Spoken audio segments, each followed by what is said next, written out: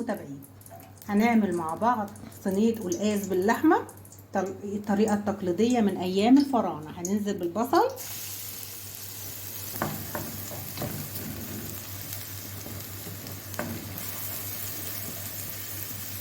وفص ثوم. ما تتشوح البصل هنحط فص الثوم.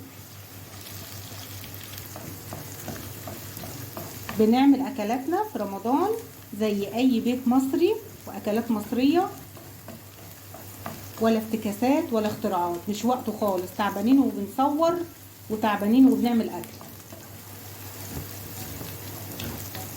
بعد كده هنرش الطماطم، هنسيبها تتسبك شوية. التوابل بتاعتنا فلفل وكمون ومرق الدجاج.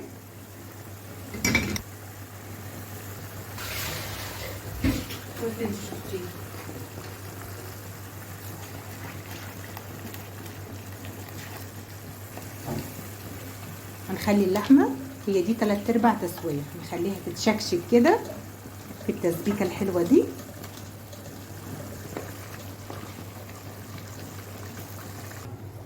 طلعت كيس قلقاس، انا بحب اغسله برضو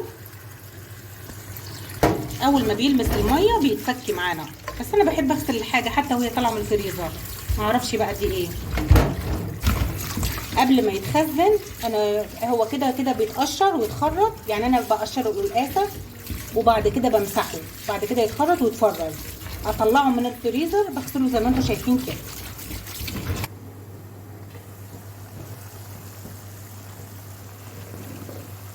والتسبيكه بتاعت اللحمه كده اهي مستويه اهيت ودخلت على تسويه صح. هنحط القلقاس ونقلب. لازم كل حاجه تكون سخنه نار زي ما انا قايله لكم قبل كده.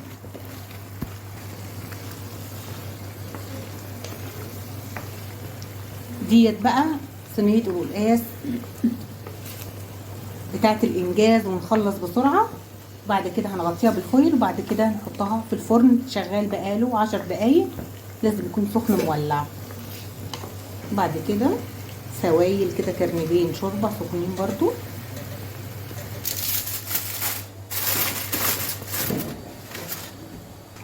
هنعمل شويه ملوخيه خضراء، وفي تركايه كده هقول لكم عليها دلوقتي.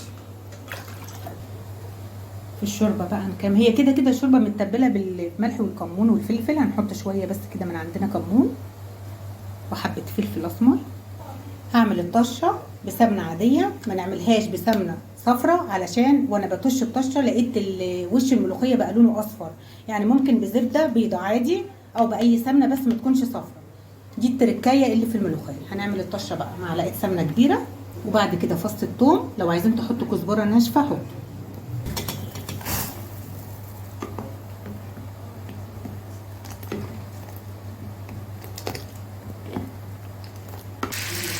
متوسطه اهي، ولا تخينه ولا رفيعه،